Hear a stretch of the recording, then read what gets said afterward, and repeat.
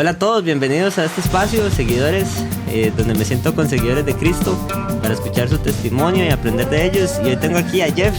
¿Cómo está, Jeff? Adiós, gracias, bien, Joshua. Es un honor tenerlo por acá, Jeff. Muchas gracias por invitarme. Jeff es un colega mío. Somos informáticos, correcto. Computines, dirían por ahí. Sí, nerds, decían antes. Ajá, sí, también, de todo eso. Y también gamers. Sí, todavía. ¿Y a usted le han dicho geek? ¿O se considera geek? No, vieras que no. No. Me considero más gamer que geek, digamos. Okay, Eso okay. me califica más. Okay. Me escribe más. No, es vacilón porque hay un perfil como de la gente que estudia sistemas, ¿verdad? Ajá. Pero yo creo que yo no encajo ahí, digamos. Yo nunca he sido gamer, necesariamente. Ajá. Es interesante. Sí, creo que es una caja muy grande, digamos. Hay diferentes tipos de informáticos, Sí. de computines. Bueno. Pero bueno, Jeff también es alguien que ha estudiado mucho la palabra de Dios. Y hoy, Jeff, pues la idea es que también de lo que hablemos podamos también adentrarnos un poquito en la Biblia, ¿verdad? Y que Dios nos hable. Y quiero conocerlo, aunque ya lo conozco alguito. Creo que nunca me he sentado en un espacio como estos a hablar. Correcto, sí. ¿Verdad? Sí. Hemos tenido conversaciones como más de sociedad de jóvenes y ese tipo de cosas. Ajá. ¿Verdad? Para los que no saben, Jeff fue ahí también mi líder de jóvenes en algún momento. Y bueno, no, Jeff, aquí quisiera tal vez preguntarle por su testimonio, ¿verdad? No sé, ¿cómo fue su vida, su infancia? Sí, creo que tal vez, a pesar de conocernos de ya varios tiempo atrás, si tener razón, nunca nos habíamos sentado a hablar de estas cosas. ¿Verdad? Uno ya como conoce a las personas y ya los conocen tal vez en su estado actual y se les olvida. Ahora uno no entiende que vienen de un trasfondo distinto a veces. Yo creo que en mi vida, digamos, en mi testimonio hubo como momentos claves, digo yo, ¿verdad? Y son momentos en los cuales ahora ya viejo, reflexiono y me pongo a pensar, bueno, fueron momentos claves en los cuales Dios de una u otra manera se manifestó a mi vida y me guió, ¿verdad? Para seguirle, ¿verdad? Y, digamos, yo nací en una familia común y corriente, digamos, ¿verdad? Pero me acuerdo de un momento importante en mi vida cuando mi papá me metió en un colegio cristiano. O sea, en el 93, hace un montón. En tercer grado, mi papá me metió en un colegio privado, un colegio cristiano. Y ahí fue donde por primera vez escuché acerca del evangelio. Ahí fue donde a mis 8 años más o menos escuché, ¿verdad? Temas con respecto a la Biblia. Fui a una clase de cristiana que le llamaban ahí, de educación cristiana y... daban como... Sí, es que era un colegio cristiano. Como una materia más. Sí, entonces dos lecciones a la semana. Ajá. Había una clase de educación cristiana y me acuerdo que la profesora que tenía en ese momento nos dijo, busquen en la Biblia un libro y capítulo 22 y yo no sabía lo que estaba haciendo.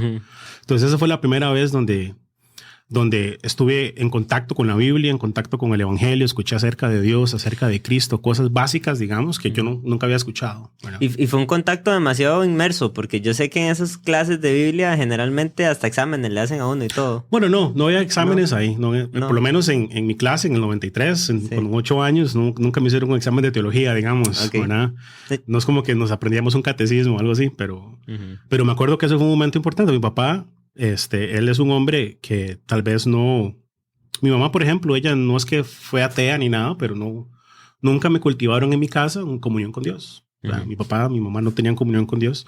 Entonces siempre veo la providencia y la soberanía de Dios en eso, cómo Dios movió el corazón de mi papá para meterme en un colegio cristiano donde iba a escuchar por primera vez acerca del evangelio. Y ahí terminé mi colegio, digamos, sexto grado, quinto año. Y conforme pasaba el tiempo, más conocía yo acerca de la fe cristiana. Incluso yo me consideraba cristiano. Okay. ¿Verdad? En esa época yo consideraba que yo era cristiano, pero era... Cristino, ¿verdad? Esa frase que a veces uno dice, ¿verdad? Que después de un tiempo uno se llega a convencer que es que Cristo era mi salvador en ese momento, pero todavía no lo había hecho mi Señor, ¿verdad? Y entonces ahora yo en mi colegio yo practicaba el pecado libremente y no tenía ningún tipo de dolor en mi corazón por pecar. Tiempo después entendí que no era salvo, ¿verdad? Y fui a la universidad, igual uno se enfrenta a las tentaciones, se enfrenta a las cosas que la U le ofrece, que las libertades que uno logra experimentar ahora que ya no hay supervisión de sus padres 24/7, ¿verdad? Y el Señor me guardó muchas cosas. Pequé, ¿verdad? Pero el Señor me guardó. Terminé mi carrera universitaria. como informático, ¿verdad? Y después de eso empecé a asistir a una iglesia. Uh-huh. Y en esa iglesia, me acuerdo que fue en febrero de 2005, la Biblia dice, estaban celebrando como 2 años de aniversario en ese momento, y me acuerdo que una muchacha me invitó, ¿verdad? Éramos vecinos, y me invitó a la iglesia, y yo fui. Y me acuerdo que en esa clase de escuela dominical, no sé si fue la primera o la segunda, pero esas primeras clases de escuela dominical en febrero, sentí confrontación por mi pecado. O sea, porque me acuerdo que en ese momento la profesora de clase, Joanna Reed, todavía me acuerdo de ella, no me estaba confrontando a mí, pero los temas que estaban hablando, los pasajes que estaban leyendo, me hizo sentir como que yo no era salvo. Y en ese momento yo ahí experimenté, creo yo, un nuevo nacimiento, porque ahí empecé a entender que yo me iba a ir al infierno, que mi vida de pecado, que mi amor por el pecado, mi falta de rechazo por el pecado me había condenado. Y fue hasta ese momento donde realmente tuve esa claridad, ¿verdad? Sí, de la condición. De la condición de mi perdición, correcto. Es que eso es una condición que no todo el mundo conoce, ¿verdad? O tiene que contársela a uno, ¿verdad? Sí. Es entender que el pecado me aleja de Dios, ¿verdad? Esa condición es algo que tiene que venir, como dijiste, de ahí para atrás pecaba. Ajá, correcto. Relajado. Relajado, ¿verdad? Entendiendo que era lo bueno y lo malo, porque en la escuela me hablaban del pecado. Y yo sabía que mentir era malo, que robar era malo, o sea, cosas básicas, ¿verdad? Sin embargo, experimentar lujuria, orgullo, ¿verdad? Esas cosas, esos pecados que tal vez son menos públicos, que son más como del corazón, yo me deleitaba en ellos, ¿verdad? Y las tentaciones sexuales y todo el asunto, o sea, nunca hubo en mí ningún tipo de freno. Nada, ¿verdad? Aunque tal vez no tenía inclinaciones, gracias a Dios, ¿verdad? Nunca me fui de lleno a vicios y adicciones. O sea, Dios no permitió, ¿verdad? Que hubiera tal vez en mí un desenfreno más total, por decirlo de alguna manera. Pero sí llegué a la conclusión de que yo estaba perdido, ¿verdad? Y en esa clase de escuela dominical en el 2005, en febrero, ahí fue donde yo realmente me arrepentí. Ahí realmente deposité mi fe en Jesucristo. Entiendo ahora que ahí fue donde Dios me hizo nacer de nuevo. E inicié un proceso donde generó en mí un deseo de aprender la Biblia, de leerla, de estudiarla, de querer participar de la iglesia, de congregarme. O sea, experimenté en mí un nuevo nacimiento. No fue algo que yo andaba buscando propiamente. Incluso pensé que yo lo había hecho. Bueno, por eso siempre me acuerdo tanto de Juan 3. Cuando llega Nicodemo y le pregunta a Jesucristo, maestro, o no le pregunta, le dice, maestro, estas cosas que tú haces, ¿verdad? Si Dios no estuviera con usted, no se podrían hacer. Y Jesucristo se le queda viendo y lo primero que le dice es, Nicodemo, de cierto te digo, que el que no nace de nuevo no puede ver el reino de Dios. Y eso ahora lo entiendo muy bien porque Nicodemo pensaba que era salvo. Él llegó a hablar con Jesucristo de otro tema. Jesucristo fue directamente al punto. Y así es como me sentí en ese momento, ¿verdad? Jesucristo me confrontó con mi muerte espiritual, con mi ceguera espiritual, ¿verdad? Con mi falta de entendimiento espiritual. Y ahí experimenté un nuevo nacimiento. Hubo en mí algo que cambió. Hubo un antes y un después, por lo menos espiritualmente hablando, ¿verdad? Y los anhelos y los deseos de mi corazón cambiaron, ¿verdad? Y ahí fue donde empecé a congregarme más seguido, empecé a luchar por poder ir a la iglesia los domingos, porque mi trabajo en ese momento yo trabajaba en un call center. Okay. O sea, la lucha era contra el trabajo.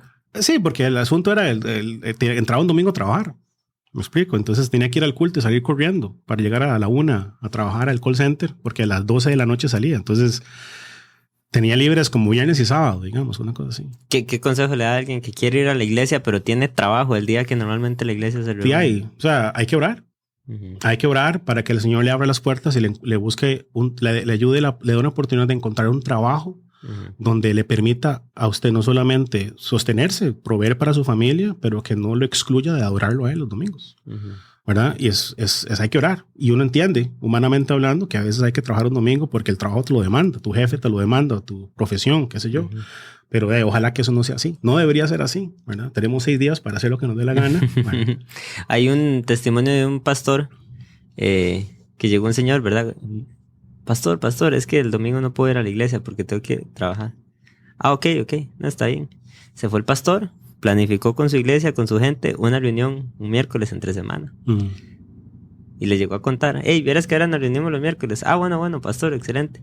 Y una excusa. No, pastor, es que ahora los miércoles no puedo. Entonces, el pastor fue así hasta que puso lunes, martes, miércoles, jueves, viernes, sábado y domingo. Una iglesia sumamente activa.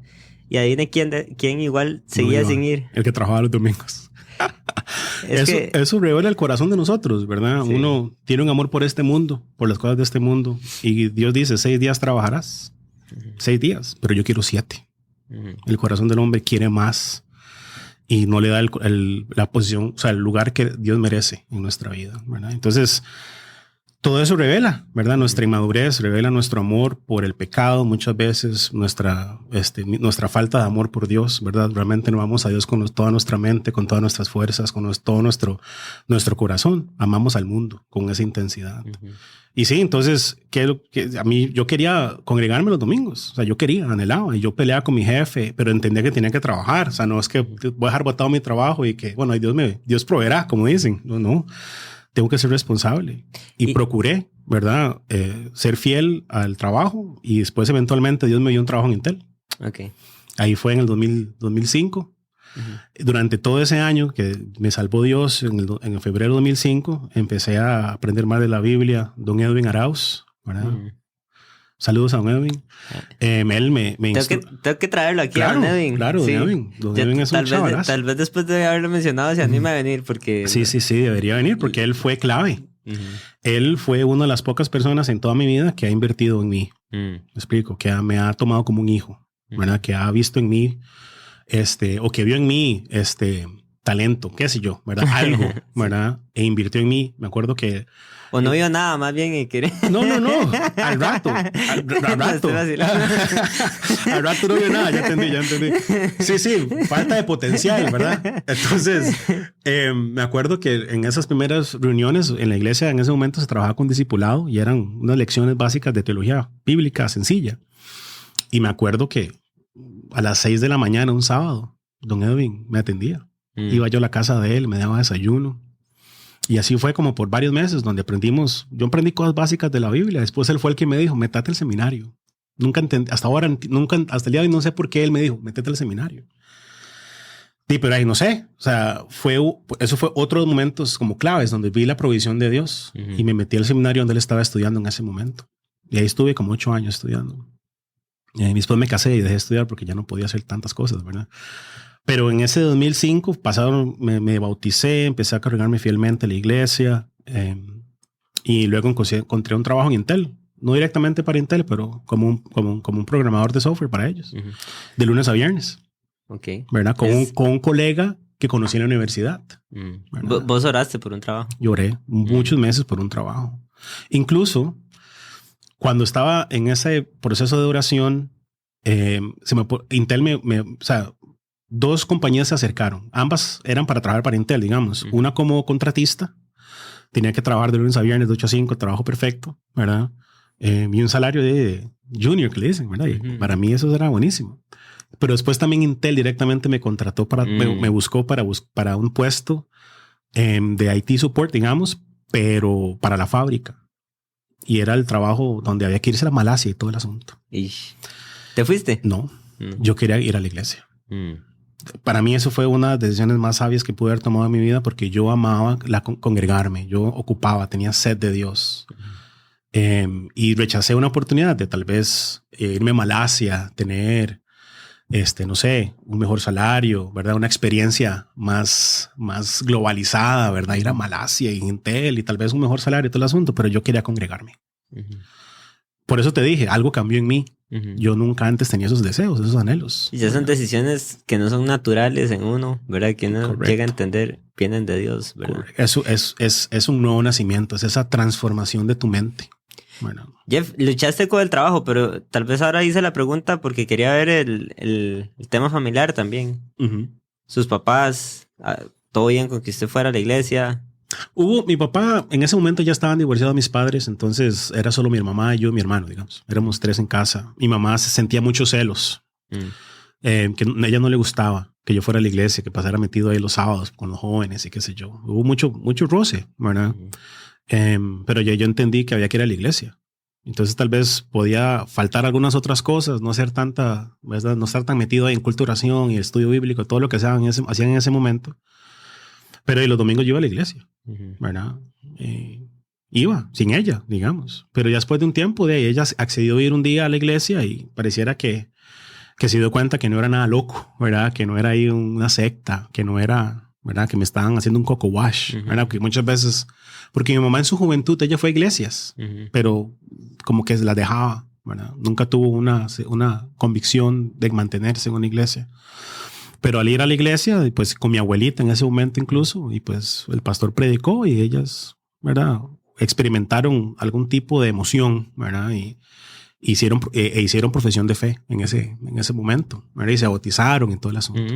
Okay. Sí, empezaron a congregarse, pero ya después, mi mamá trabajaba como enfermera y poco a poco dejó de congregarse fielmente. Pero hasta el día de hoy creo yo que su profesión de fe tuvo que haber sido genuina porque ella falleció hace 2 años y ella nunca negó su fe, ¿verdad? Quiero creer que fue genuina su profesión, ¿verdad? De fe. Pero mi mamá al final entendió, ¿verdad? Que Cristo era el centro de mi vida, ¿verdad? Y procuramos, mi esposa y yo, las decisiones que tomamos entendiendo que Cristo es el centro, ¿verdad? Que el Señor es el que gobierna nuestra vida y aunque somos imperfectos y fallamos, ¿verdad? Procuramos siempre tomar decisiones que sean en esa dirección, lo que me ayude a mí a ser mejor cristiano, lo que me ayude a mí a ser más fiel a mi iglesia, lo que me ayude a mí a ser más fiel a Cristo, ¿verdad? Y son cosas, Joshua, que, o sea, no es que yo soy muy chuzo, ¿verdad? Dios hizo esos cambios en mí, ¿verdad? Y cuando empecé a congregarme en la Biblia dice, Dios me bendijo con un trabajo donde podía quedarme, podía trabajar de lunes a viernes, ¿verdad? Y ahí donde tomé la decisión de no sacar una maestría, ¿verdad? Porque en ese momento sentí un deseo de aprender la Biblia. Entonces me metí al seminario y ahí estudié muchos años, ¿verdad? Yo lo veo como un vasito de agua, ¿verdad? Que no va llenando. Entonces ya profesionalmente ya se llenó ese vaso y había un vaso vacío, ¿verdad? Correcto. A ese había que empezar a meterle más agua. Correcto. Sí, entonces de ahí. Del 2005 que estuve empezando con esas clases con Don Edwin, 2006 empecé a hacer maestro de escuela dominical y ya estaba estudiando en el seminario porque yo no sabía nada de la Biblia. Yo siempre le contaba a los muchachos que lo que yo sabía de la Biblia, ¿verdad? Era la historia del príncipe de Egipto. Yo pensé que era de Disney esa película, pero no es de DreamWorks. Y cuando yo vi la película, me gustó mucho. Y después leí Éxodo. Y me di cuenta que me estaba mintiendo la película, ¿verdad? Porque Moisés no hablaba solo, hablaba con Aarón a la par, por ejemplo, ¿verdad? Y eso la película del príncipe de Egipto no lo muestra. Entonces me di cuenta que mi teología era de caricatura, ¿verdad? Ahí fue donde me percaté que todas las ideas que tenía yo de Dios habían sido cuento, ¿verdad? Y cuando me empecé a estudiar teología, eso fue otra etapa en mi vida, o sea, otro de los puntos claves donde Dios trajo convicciones, trajo entendimiento, ¿verdad? Trajo cambios a mi vida, ¿verdad? Para llegar a ese siguiente nivel de madurez espiritual, porque yo era un bebé, ¿verdad? Espiritualmente hablando. Jeff, qué bonito de lo que acaba de mencionar, el pensar en el confirmar las escrituras, ¿verdad? Como la iglesia primitiva.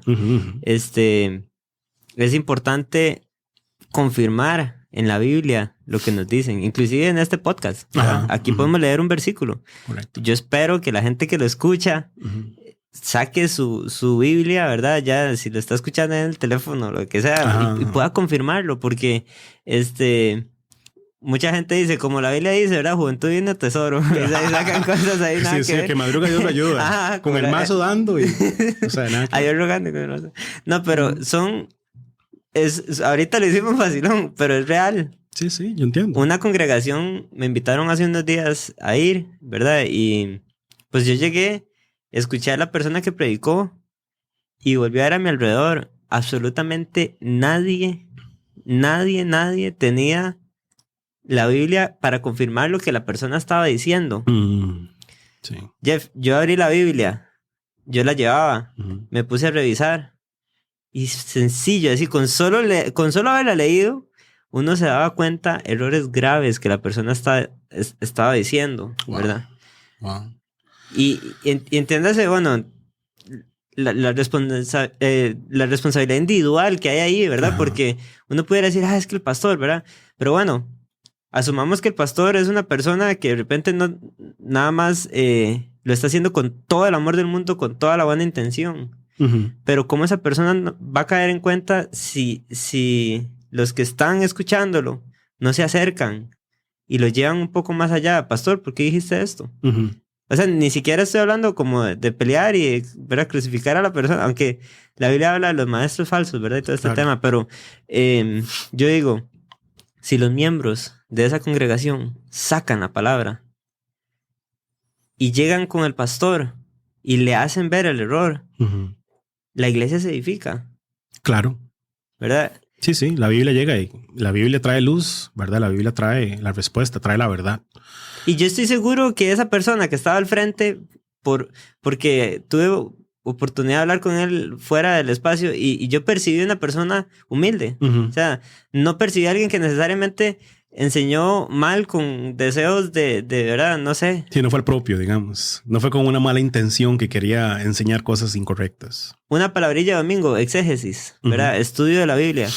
Tenía una mala exégesis. Estaba enseñando mal. Correcto. Pero entonces, ¿cómo el resto de miembros no se dan cuenta? ¿Verdad? Si no confirman en las escrituras y lo vemos en películas de DreamWorks, dice. Bueno, ahora me censuran el video. No hay que esconder, ¿verdad? O sea, quién sabe cuáles habrán sido las fuentes de esto, ¿verdad?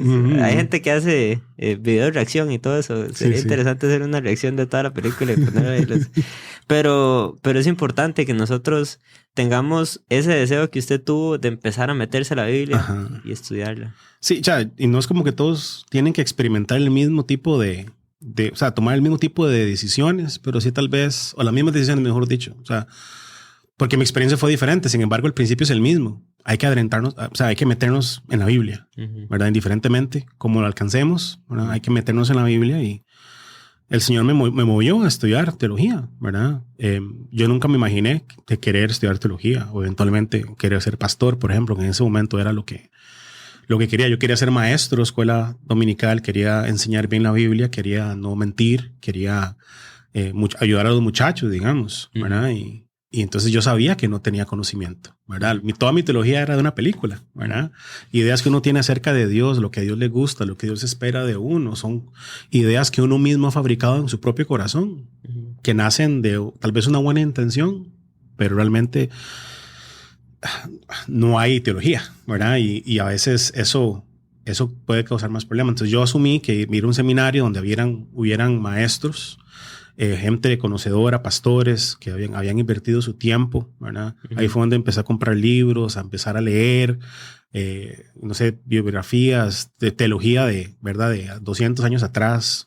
Porque la fe cristiana no es del siglo XXI, ¿me explico? Hay gente que ya experimentó esto. Uno tiene la Biblia, por supuesto, ¿verdad? Que es el documento por excelencia. Pero o sea, la misma experiencia, el mismo cristianismo que Pablo vivió, lo vivieron en el primer siglo, también el segundo, tercero, todos los siglos, ¿verdad? Hubo gente que vivió su fe en diferentes épocas, aplicando los mismos principios, pero en diferentes contextos, ¿verdad? Y entonces en ese momento fue cuando me puse a estudiar, ¿verdad? Y eso me trastornó, digamos. Eso fue como otra de las cosas que me trastornó, ¿verdad? El conocer la Biblia, ¿verdad? Y hubo en mí ese deseo, ¿verdad? Y al usted meterse a la Biblia, ¿cuál era su perspectiva más bien de la Biblia antes? Porque mucha gente cree que la Biblia es un libro antiguo, ¿verdad? Un libro viejo. Un libro que hoy en día no nos contiene. Claro, sí. ¿Esa era también? No. Yo completa ignorancia. Ok. O sea, yo leía y no entendía nada. Ok. ¿Verdad? Incluso me acuerdo en tercer grado cuando me compraron una Biblia para ir a clases. Me acuerdo de empezar a leer Segundo de Reyes y yo nada más subrayaba cosas porque veía que mis compañeros subrayaban.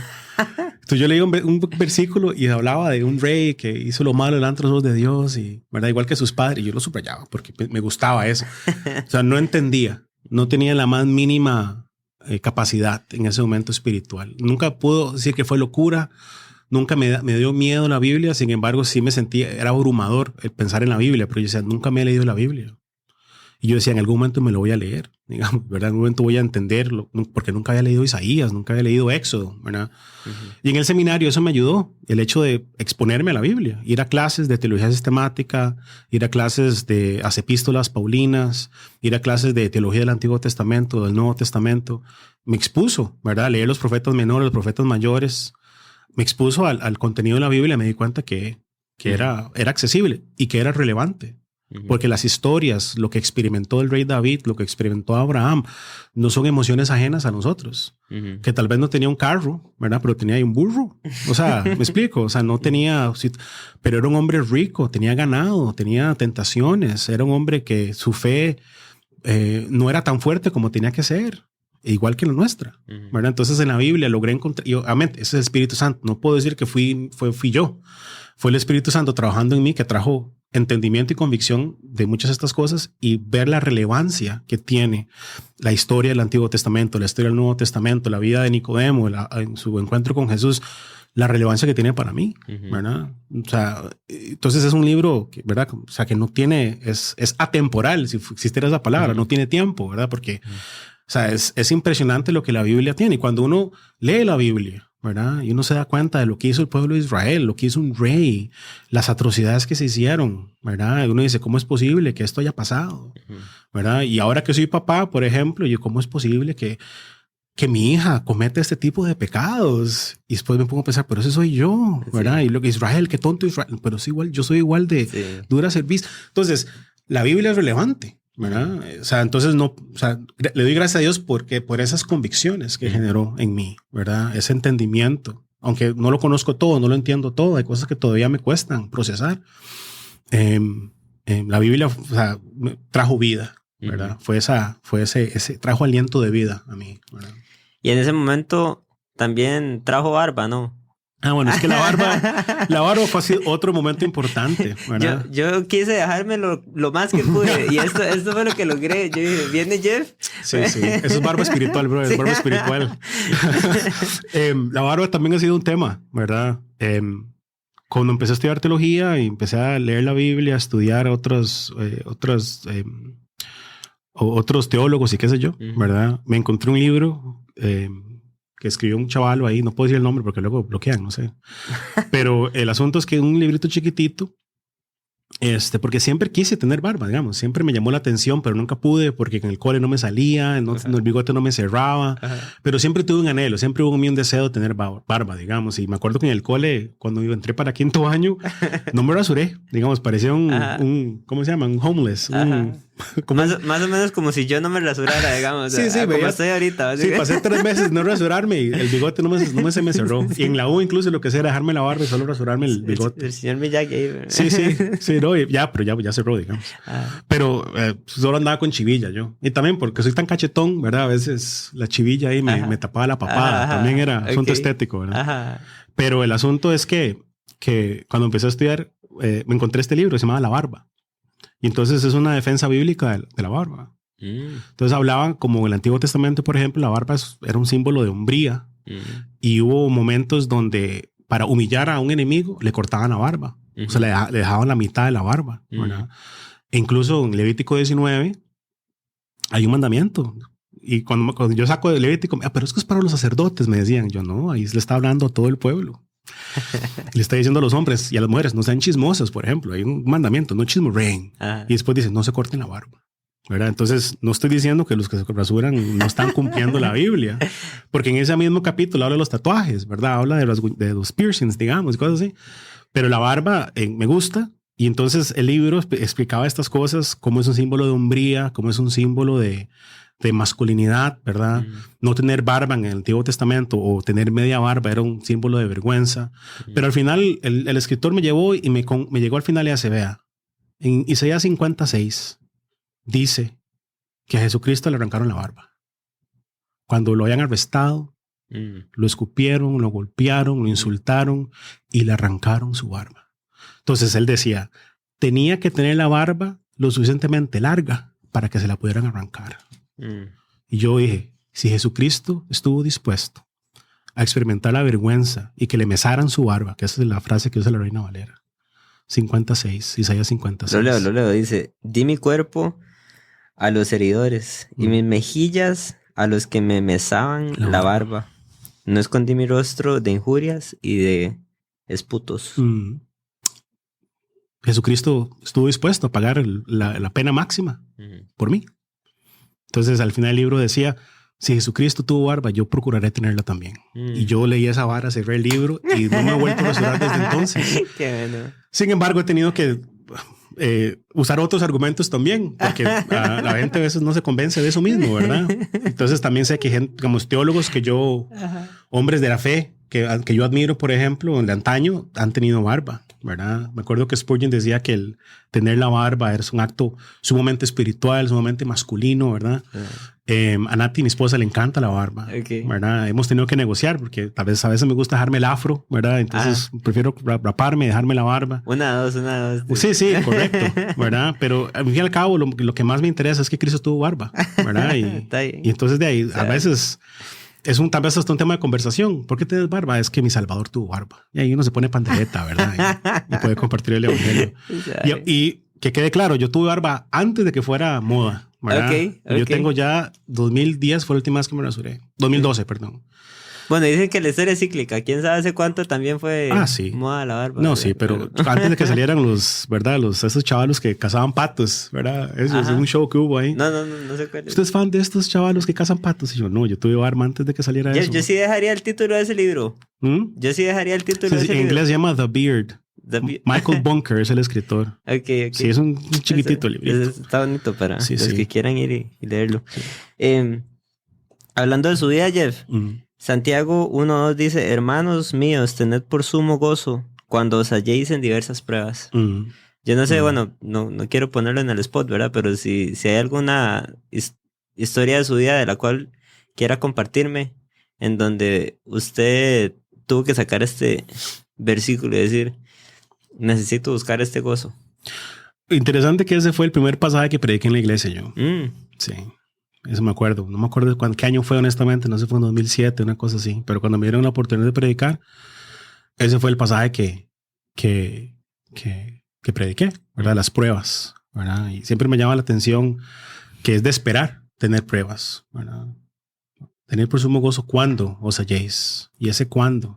Y dice diversas pruebas. O sea, no dice cuando venga prueba, ¿verdad? Y tener por sumo gozo cuando os halléis en diversas pruebas. Entonces, hay que esperarlas. Yo no creo que hay que anhelar las pruebas, no hay que buscar, ¿verdad?, dificultades, pero hay que entender que son inevitables, ¿verdad? Que tarde o temprano las pruebas van a llegar y conforme pasa el tiempo, a veces creo que las pruebas son más sutiles, ¿verdad? Tal vez uno se imagina lidiar con el cáncer, ¿verdad? Lidiar con... Por ejemplo, en el trabajo me acuerdo haber tenido que lidiar con mi crecimiento profesional. Tenía que hacer un examen, por ejemplo, y lo fallé como 4 veces, ¿verdad? Y yo estudiaba y yo intentaba, iba a hacer el examen. Y, la prueba de manejo. No, la prueba de manejo nunca falté, pero era una certificación que tenía que tener, porque en buena teoría todos tenían que tener la certificación porque era importante, ¿verdad? O sea, certificar que todos tienen este nivel de conocimiento y yo no podía sacarlo, ¿verdad? Y han habido diferentes pruebas, ¿verdad? Más que todo en el matrimonio, ¿verdad? Mi mamá falleció de cáncer en marzo 2020, antes de que iniciara la pandemia. Y lidiar con esa enfermedad de mi mamá, aunque yo no fui el que la cargué, ¿verdad? Fue mi mamá. O sea, lidiar con eso, saber que mi madre estaba... Yo estuve orando por usted. Gracias, porque fueron pruebas donde tuve que dejar muchas cosas. Tuve que soltar cosas. Estaba casado, empezando matrimonio, tenía unos años de casado ya. Tenía recién hijos, ¿verdad? Ya tenía 2 niñas, ¿verdad? Pero estaban muy pequeñas. Estaban muy pequeñas. Trabajo de tiempo completo en Intel en ese momento. Estaba metido lleno en la iglesia, ¿verdad? Y de ahí era mucho, mucho, digamos, ¿verdad?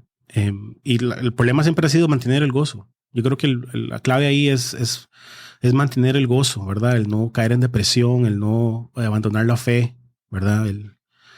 Pero de ahí, situaciones difíciles, Joshua, eso sí es una pregunta interesante, ¿verdad? Porque me gustaría contar alguna historia así trágica de eso, pero no, la verdad no creo que yo no he experimentado pruebas como esa, es una enfermedad, ¿verdad? Sin embargo, unas pruebas más grandes, por ejemplo, ha sido el matrimonio, como mencioné, el ser padre. ver las etapas del desarrollo de mis hijas, de las dos, ¿verdad? Y ver cómo ha sido difícil lidiar con el pecado que se manifiesta en ellas, ¿verdad? Y no tirar la toalla. Cómo ver que mis niñas son preciosas, son graciosas y todo el asunto, pero ver cómo les es tan fácil pecar y tener que lidiar con eso y guiarlas, instruirles en que están ofendiendo a Dios, en confrontar su pecado con amor, corregirlas con paciencia y fallar en el intento, ¿verdad? Y tener que reconocer que, por ejemplo, los últimos años para mí han sido una prueba constante. Por ejemplo, una de las cosas, ahora que ya pensándolo mejor, yo llegué a la realización de que mi comunión con Dios era mala. Creo que eso para mí fue una de las pruebas más grandes. Cuando me percaté que a pesar de yo tener el anhelo de ser pastor, ¿verdad? Y trabajar con los jóvenes y todo el asunto era algo que me llenaba mucho, me percaté que yo no era digno de ese llamado, porque mi comunión con Dios no era la que debería ser, ¿verdad? Encontré en mí mucho activismo, encontré en mí falta de devoción por Dios, encontré en mí mucho orgullo, mucha arrogancia, ¿verdad?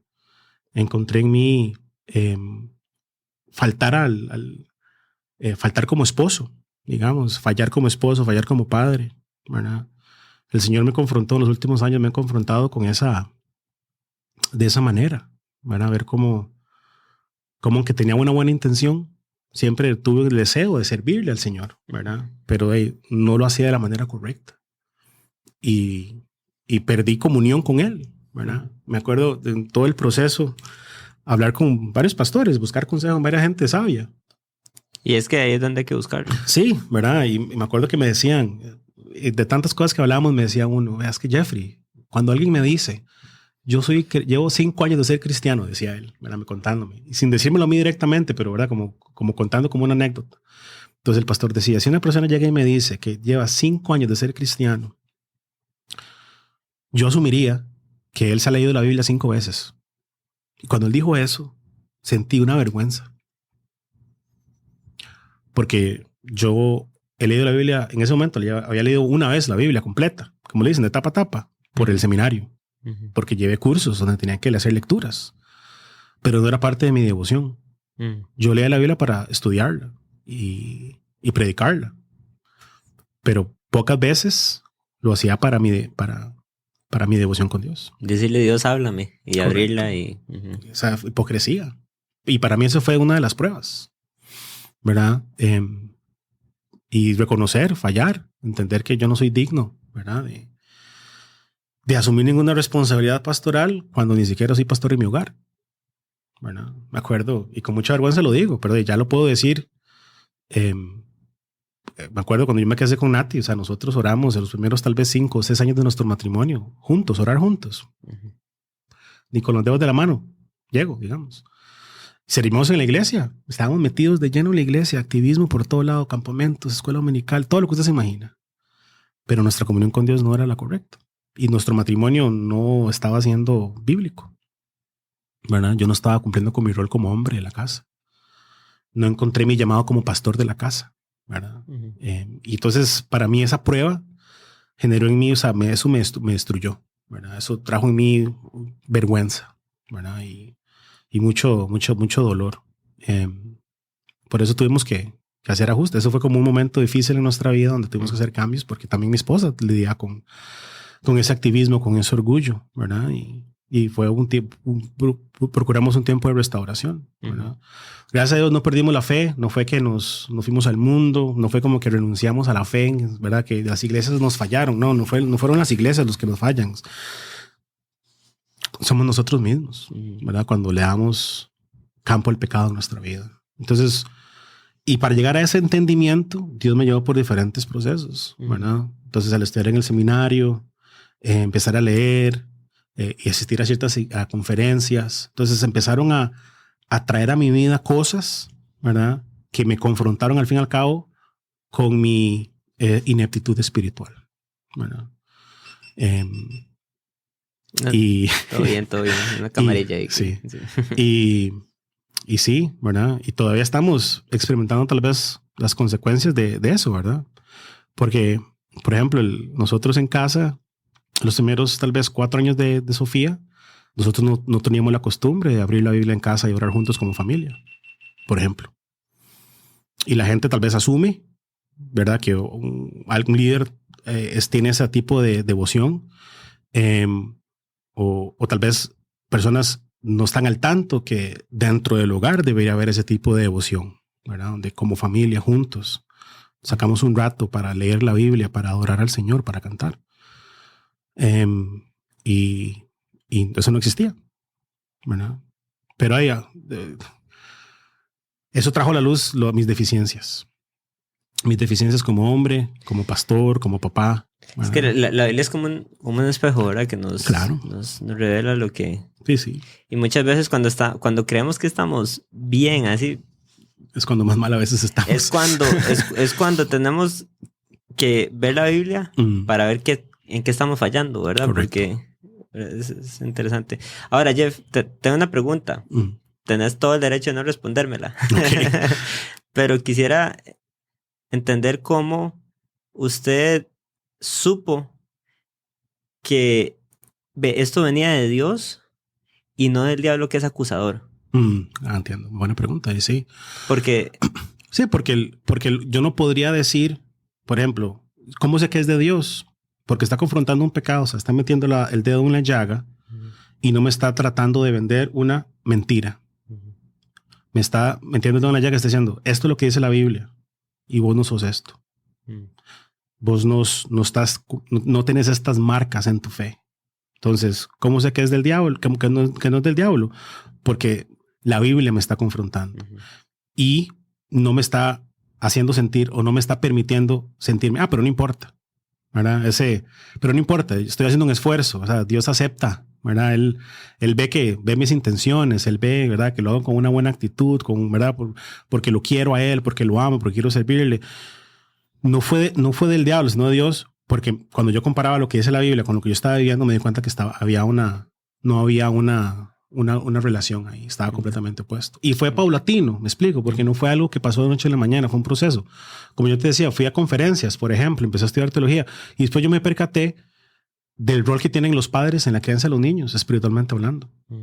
Por ejemplo, eso fue una de las primeras cosas que llegué al entendimiento. Yo siendo líder de jóvenes, siendo maestro de escuela dominical, me percaté que tal vez, muchas veces en las iglesias en general, los enfoques que tenemos para escuela dominical y el ministerio de jóvenes tal vez son contraproducentes, porque más bien pueden robar o quitar o estorbar la autoridad que tienen los padres y también la responsabilidad que tienen los padres sobre sus hijos y de guiarlos por el camino de la fe. Yo no fui a mí no me enseñaron cómo ser pastor de jóvenes, me explico. No es que yo soy un experto en cómo hablar a los jóvenes, ¿verdad? Que tal vez uno tiene habilidades o que tiene, como es unos viejillos gamer, digamos, entonces tal vez uno puede hablar así con ellos, pero al fin y al cabo entendí que son los papás, ¿verdad? Dios espera que sus dos papás instruyan a sus hijos, que se sienten a la mesa y cuando van caminando por el camino, cuando están comiendo juntos, que ellos hablen de Jehová. Deuteronomio 6, por ejemplo. Es que pocas veces, sí lo he visto, pero muy pocas veces el líder de jóvenes convoca reunión con los papás. Correcto. Y les dice, yo voy a invertir en sus hijos un sábado, pero ustedes tienen la responsabilidad, ¿verdad? Claro. Es una buena práctica y la menciono para sugerir, la verdad. Si de repente estamos en un... Por supuesto, por supuesto. Pero sí es que es necesario como papás tener esa responsabilidad. Mi papá dice una expresión muy interesante. ¿De quién es el mono? El mono de la responsabilidad. ¿Quién tiene el mono en la espalda? ¿Verdad? El que lo tiene son los papás. Correcto. Ahora, en vista que hay de la sociedad que estamos, pues estas estructuras eclesiásticas ayudan, ¿verdad? Pero... Sí, vienen a apoyar lo que ya deberían estar haciendo los papás en casa. Esa palabra, apoyar. No hacer. Correcto. Apoyar. Apoyar es tan importante. Y sí, definitivamente eso fue cuando yo me percaté que yo tal vez estaba haciendo malas cosas porque pensábamos que eran los líderes los que eran encargados de traer a estos niños a la fe y no, o sea, son los papás. Pero entonces está el otro problema, los papás no están preparados. Como entonces los papás no conocen la Biblia, como los papás no sacan el tiempo para leer, para orar con sus hijos. vaya a escuela dominical y enséñenle las partes espirituales. Yo lo llevo a la escuela durante lunes a viernes, ahí le enseñan la parte académica, usted me le enseña la parte espiritual y nada más pago, ¿verdad? Y cuando me percaté que eso era lo que yo estaba haciendo parte de ese problema, ¿verdad? Sí, convocar a los papás a una reunión y decirle estas cosas, no, que es responsabilidad de usted, eso es contracultura.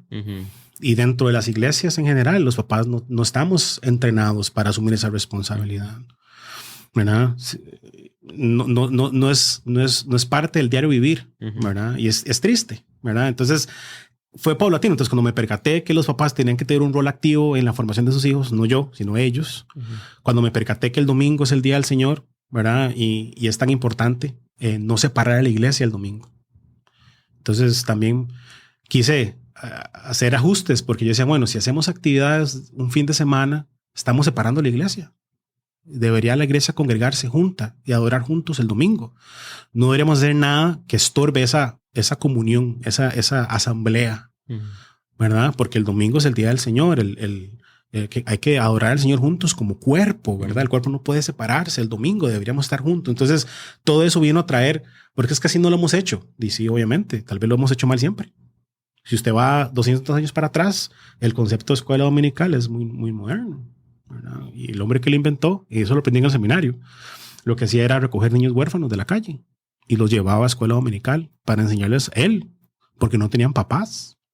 Pero entonces fue una buena práctica que la iglesia adoptó, pero de ahí se convirtió en un arma de doble filo, porque creó una generación de padres que no saben hacerlo.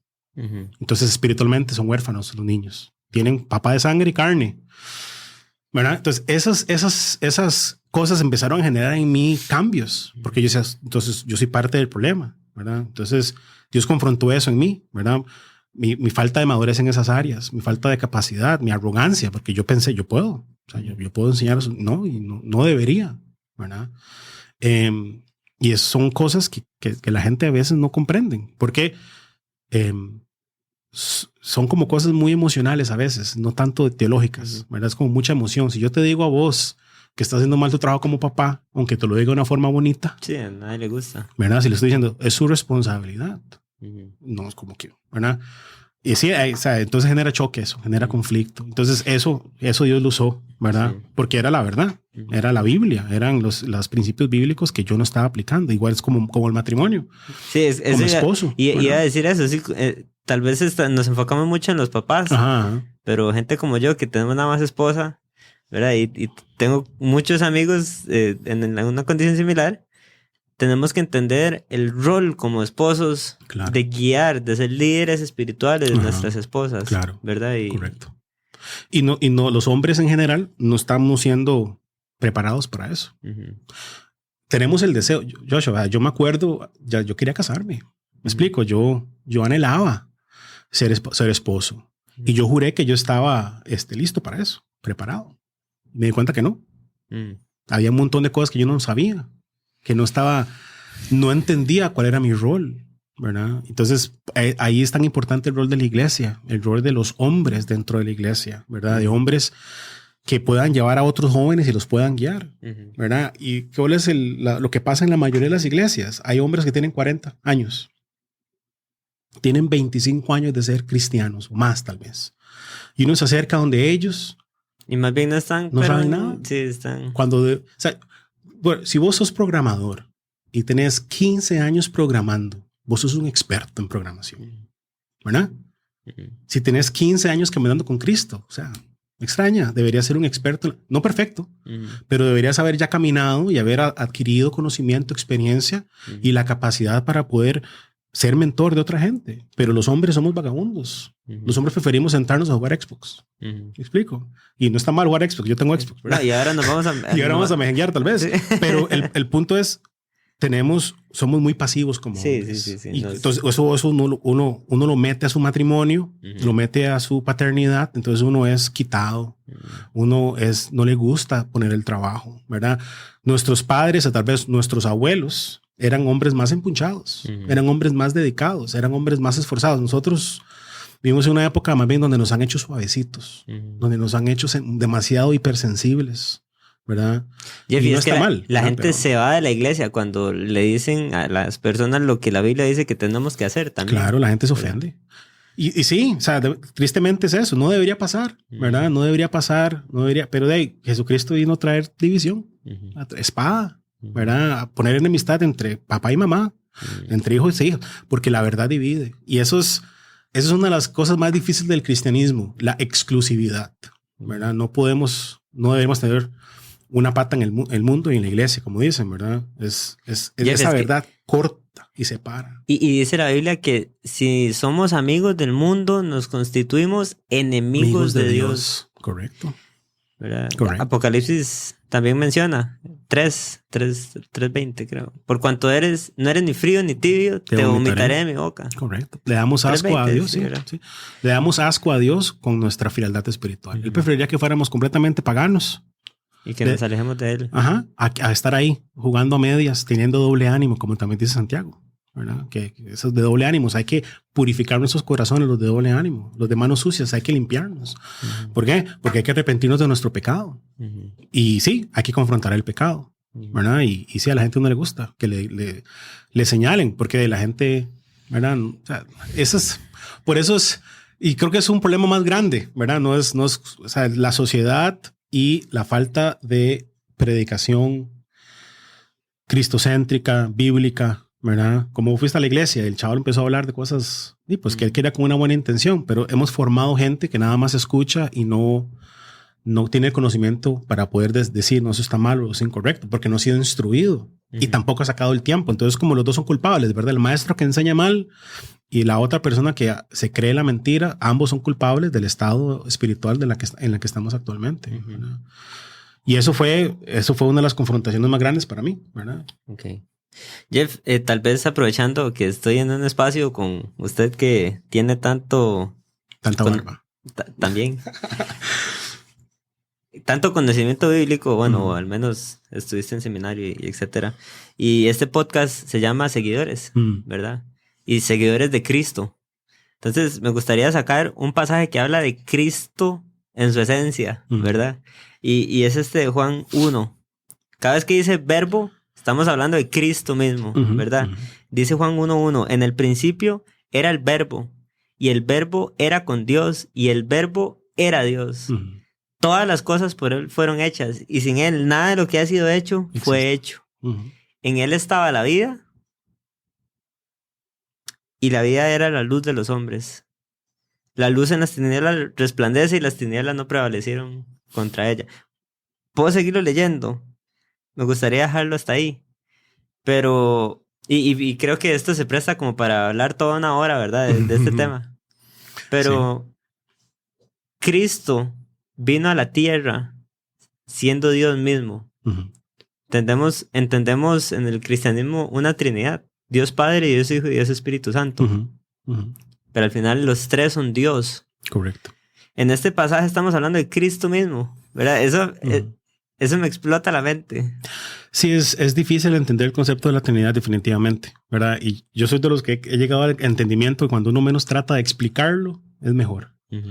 Porque siempre podríamos caer en el error de decir algo que es usar algún tipo de comparación que no aplica. Tal vez funcionaría, tal vez, pero realmente el ejemplo queda corto y entonces realmente no es prudente tratar de explicarlo, ¿verdad? Es como el agua, ¿verdad? Que es sólido, gaseoso, líquido, ¿verdad? No sé. Es mejor, son las cosas que son difíciles, pero claramente en la Biblia Dios es Padre, Dios es Hijo, Dios es Espíritu Santo, los tres tienen la misma sustancia, ¿verdad? Los tres tienen la misma voluntad, tienen los mismos atributos, ¿verdad? Pero de ahí, Dios Padre es quien diseñó y planeó de antemano el plan de redención, por ejemplo. Dios Hijo es el quien ejecutó ese plan, ¿verdad? Y Dios Espíritu es quien lo aplica, ¿verdad? Los tres están en acción, ¿verdad? Porque tanto Padre como Hijo como Espíritu Santo estuvieron presentes en la creación. Los tres estuvieron ahí creando juntos, ¿verdad? Y el concepto de la Trinidad es sumamente rudo, ¿verdad? Y a mí lo que más me cuesta a mí es Jesucristo encarnado, por ejemplo. Se encarnó Dios, ¿verdad? Hecho hombre, ¿verdad? La imagen visible del Dios invisible, ¿verdad? Y aún así tuvo hambre. Y aún así se cansaba, Y aún así probablemente se majó el dedo. Bueno, no sé si era perfecto. No quiero decir ninguna tontera, ¿verdad? Pero me imagino que haciendo mesas y como era carpintero, ¿verdad? Se tuvo que haber majado el dedo, no sé, me imagino yo. Me imagino, le ¿verdad? tuvo que haber dolido. Algo, se raspó, si tuvo hambre, o sea, no sé. Bueno, el ejemplo del dedo es teórico, pero hay uno que en la Biblia puntualmente está. Cuando Jesús estaba tan preocupado que hasta sudaba sangre, ¿verdad? Sí, realmente eso refleja la humanidad que usted está describiendo, ¿verdad? Correcto. O sea, sí. Esa humillación, él se sujetó, ¿verdad? Y no usó su divinidad como cosa que aferrarse, ¿verdad? Sino que más bien voluntariamente lo dejó. Y lo trató o sea, no lo trató, sino lo dejó para poder ser obediente hasta la muerte y muerte de cruz. Entonces, es un tema muy difícil, me explico. Pero ahí uno puede comprar libros, ¿verdad? Que han hablado con respecto a esto de una manera bien profunda, bien clara. Yo a veces lo pienso como en la matemática, ¿verdad? 1 por 1 por 1 siempre es 1, no es 3, ¿verdad? Entonces, siempre he entendido que es la fuerza de uno, el poder del Padre, por el poder del Hijo, por el poder del Espíritu, igual a Dios, ¿verdad? Pero, no sé, eso es un tema complicado. Aquí dice que en él, dice, era en el principio con Dios. Y tal vez me gustaría citar Génesis nada más. En el principio Dios creó los cielos y la tierra, sí. No, pero dijo, hagamos también. Ajá, sí, sí, o sea, hay muchos pasajes en plural ahí en Génesis donde uno dice, mira, si Dios hubiera estado solo, ¿verdad? ¿Qué pasa? Sí. Pero a lo que voy es, qué importante que entendamos a Cristo como Dios mismo. Correcto. A Cristo presente en la creación. O sea, quiere decir que todo el tiempo del Antiguo Testamento y todo, Cristo estuvo actuando también, ¿verdad? Sí. De hecho, hay manifestaciones puntuales donde se presentó. Las famosas teofanías. Ajá, sí. Ok. Sí. Pero bueno, no, quería que habláramos un poquito nada más. Sí, no, pero sí, o sea, los temas teológicos, ¿verdad? Por eso no hay Dios como Dios, me explico. Él es el único que es capaz de tener esa existencia. Yo siempre me he puesto a pensar qué existe, o sea, mi punto es, ¿con quién o sea, qué pasó antes de que existiera lo que existe el día de hoy? ¿Qué estaba haciendo Dios en esa eternidad pasada antes de que nosotros existiéramos? ¿Verdad? Y son preguntas que uno puede debatir y especular, ¿verdad? Pero el punto es que Dios se ha manifestado como un ser supremo, ¿verdad? Un ser que está interesado en salvar a la gente que está perdida, ¿verdad? Es un Dios que envió a su Hijo a morir en la cruz, a vivir una vida perfecta, a ser tratado como un criminal cuando nosotros hemos sido los criminales. Nos ha dado de su gracia y su amor y su perdón en lugar de darnos su ira, y constantemente nos llama al arrepentimiento, ¿verdad? Entonces, o sea, ese es el Dios en el cual creemos nosotros. Es el Dios que seguimos, ¿verdad? Y un Dios que también tiene ira, un Dios que es justo, ¿verdad? Que le da a cada quien lo que se merece. Que no hace excepción de personas, que demanda lo mismo de todos, ¿verdad? Es un Dios que comprendemos, que podemos llegar a conocer, pero nunca vamos a poder comprenderlo en su totalidad, porque si no, no sería Dios. Y el punto acá para mí es o sea, yo creo que Dios es trino. No ocupo ser convencido de eso. Por eso también creo que la fe, ¿verdad? Y la obra que Dios hace en uno, Él cambia algo en nuestro corazón, en nuestra voluntad, que nos hace recibir esa verdad y creerla. Y no significa que no vamos a tener dudas, porque creo que no es el punto, ¿verdad? Pero tenemos un convencimiento que solo pudo haber sido dado por Dios, ¿verdad? Donde yo creo eso y no lo cuestiono. Pero no es una fe tonta tampoco, no es una fe ciega, es lógica, tiene sentido, ¿verdad? Pero ahí no me da todas las respuestas que humanamente tal vez uno busca, porque ya mi corazón no las busca. Mi mente ya ha sido satisfecha con la verdad de Dios. Y es algo que Él solamente hace en nosotros. Bueno. Jeff, para cerrar, un consejo que vos le darías a alguien que estuvo en una situación similar a la tuya, en donde vivió una vida sin Cristo, y hoy, a través de este programa, escuchó de Jesús. Escuchó de lo poquito que hemos hablado en este pasaje, ¿verdad? Porque se puede prestar para hablar mucho, pero de Jesús como Dios mismo, como Redentor, como persona que estuvo ahí mismo, al igual que vos lo escuchaste en algún momento.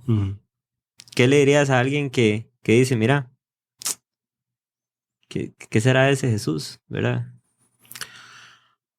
Sí, yo no sé. Yo creo que mi recomendación es vaya a una iglesia. Congréguese. Busque una iglesia donde usted lo pastoreen. Busque una iglesia donde adoren a Dios bíblicamente. Una iglesia donde le instruyan en la Biblia. Y Dios hará su trabajo en usted. O sea, yo creo que hay gente que tiene esa espinita, ese deseo, son las personas con las que deberían buscar al Señor de esa manera, ¿verdad? Aprovechar las oportunidades, porque en casa solo, usted con su Biblia solo, si no sabe nada, no va a poder, o sea, va a ser muy poco lo que puede hacer. Sin embargo, yo creo que una persona, porque ha sido así la experiencia por otras personas, leyendo la Biblia se convirtieron a Cristo, por supuesto. ¿Verdad? Pero es importante congregarse, es importante adorar al Señor, es importante arrepentirse, ¿verdad? Y llegar a ese entendimiento, y solo la fe viene por el oír y el oír por la palabra de Dios, ¿verdad? Está bien. Gracias. Yo creo mucho en la iglesia. Sí, no, es que es la estructura que Cristo dejó, ¿verdad?